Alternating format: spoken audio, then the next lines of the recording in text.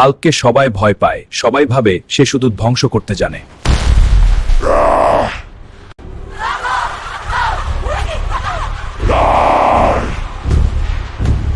কিন্তু কেউ কি কখনো ভেবেছে হাল্কের রাগের পেছনে কতটা কষ্ট লুকানো?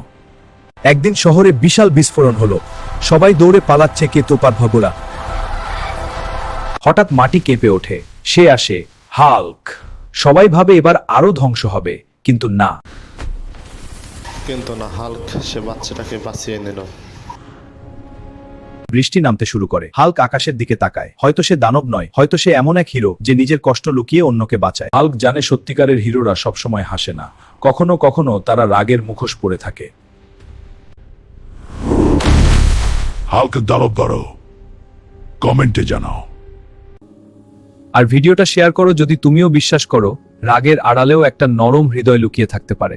তুমি কি মনে করো হাল্ক দানব নাকি আসল হিরো? যদি ভিডিওটা ভালো লাগে তাহলে বিনোদন বাজার ফেসবুক পেজটা ফলো করে দাও।